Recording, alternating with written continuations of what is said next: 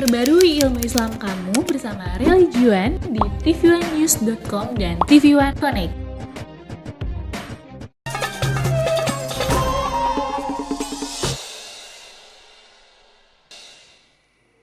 Hadirin dan hadirat yang dimuliakan oleh Allah Subhanahu wa taala, tadi kita sudah berbicara kebersihan di dua aspek.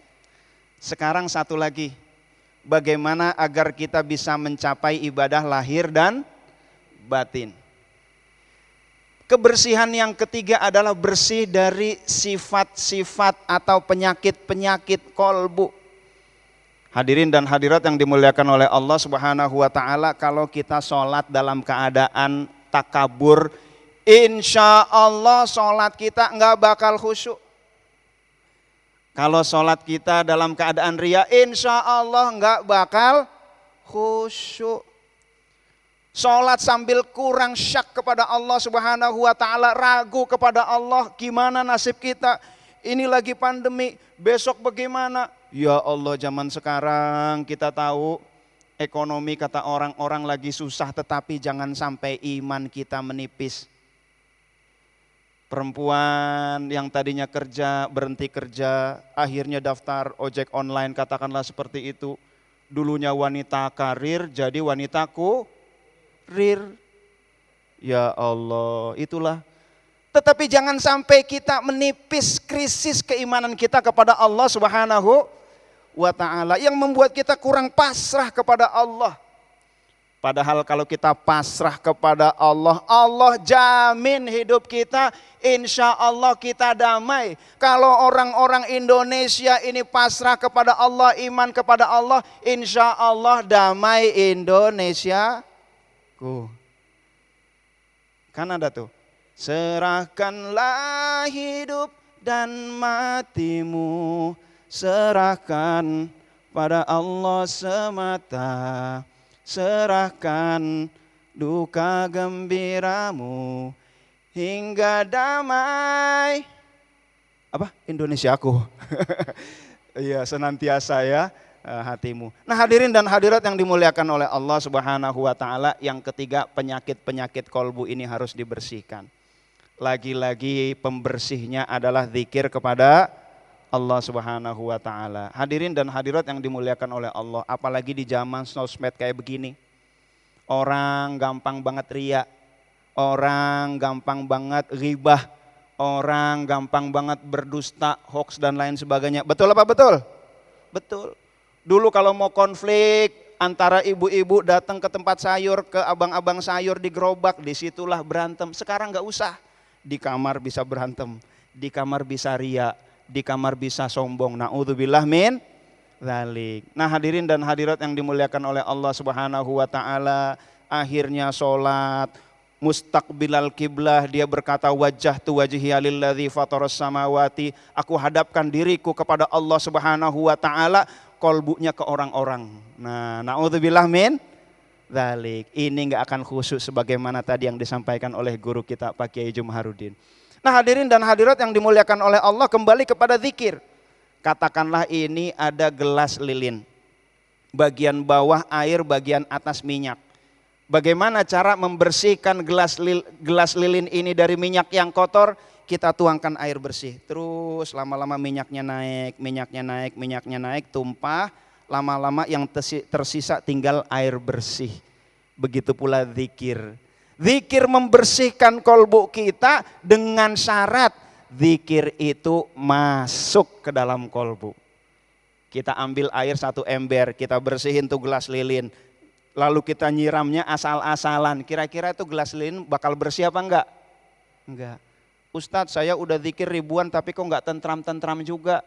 Ustadz, saya udah zikir ribuan tapi kok sholatnya enggak khusyuk-khusyuk juga. Jangan salahkan zikirnya. Salahkan jangan-jangan zikirnya belum masuk ke dalam kolbu.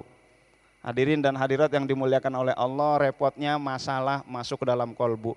Sinetron masuk ke dalam kolbu, bola masuk ke dalam kolbu, pandemi masuk ke dalam kolbu, macet masuk ke dalam kolbu. Zikir Nah ini dia nih, masalah semua masuk ke dalam kolbu. Zikir kalau nggak masuk ke dalam kolbu, maka kolbu kita isinya kotoran terus. Na'udzubillah min dzalik. Maka hadirin dan hadirat yang dimuliakan oleh Allah, beliau tadi sudah sampaikan lisan kolbu satu. Maka ketika kita berdoa kepada Allah, kita berzikir kepada Allah, jangan lupa hudurul kolbi, libatkan kolbu kita. Gak usah jauh-jauh deh, puasa Ramadan, pas buka puasa, lalu makan, di situ semua udah tersedia. Lalu kita udah lapar banget, lalu kita baca doa sebelum makan. Baca doanya bagaimana? Allahumma barik lana fima razaqtana wa qina adzabannar. Sebelum makan ya.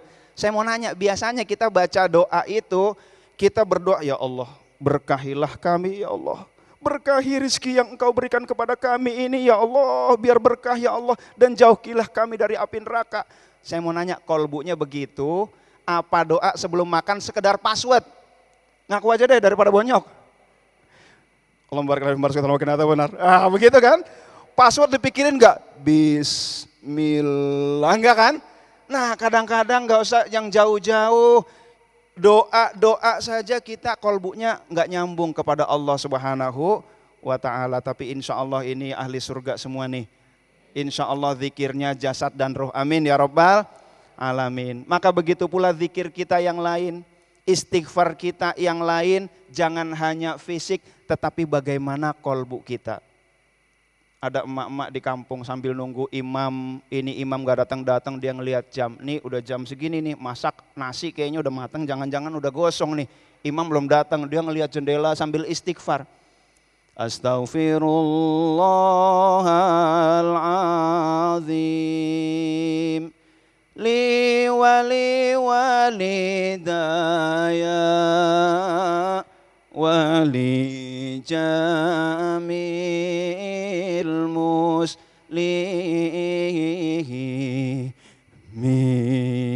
Wah, istighfar ngelihat jam, aduh udah jam berapa nih, lihat jendela begitu kan.